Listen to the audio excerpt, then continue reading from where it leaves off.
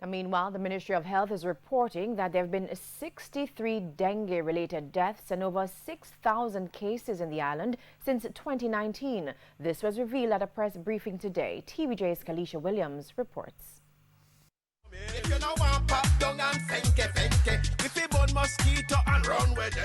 We've seen and heard jingles across radio and TV for people to take action against the mosquito-borne disease dengue. But it seems zappers and pesticides are no match to the Aedes aegypti mosquitoes.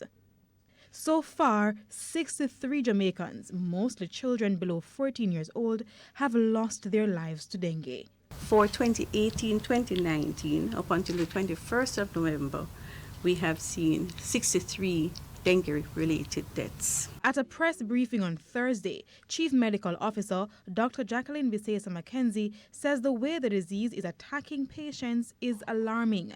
She explained that previously, dengue patients were dying from the disease within 24 hours of being admitted to the emergency room. Now we've seen a slight shift because what we're seeing now is a more severe cases. So we are seeing cases that are admitted for longer periods of time, but the rate of deterioration and the type of manifestations are more serious.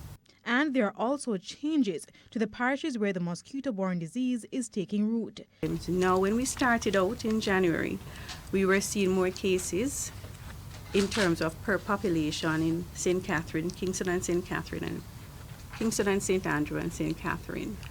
Now at this toward the end of the year, since about August, we've been seeing a shift towards the western side of the island, and certainly in St. James, Hanover, Trelawney, and Westmoreland now and St. Anne. So what steps is the government taking? Dr. Christopher Tufton, who was also at the press briefing, reminded journalists of the $1 billion program he announced in Parliament recently to eradicate the disease. He also pointed out that more attention will be placed on fogging high-risk communities over the next few weeks.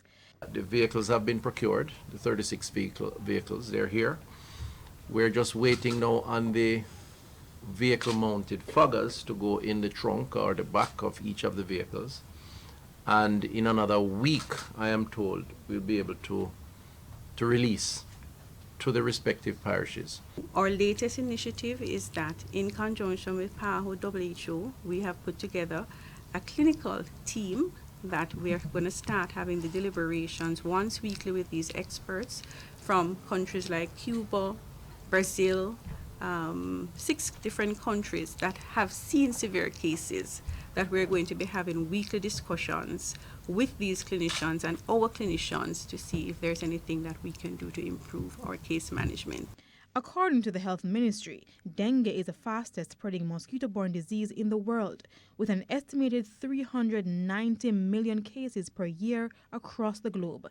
In Latin America and the Caribbean alone, there have been over 100 deaths this year. The stress still has to be on prevention of the illness in the first place.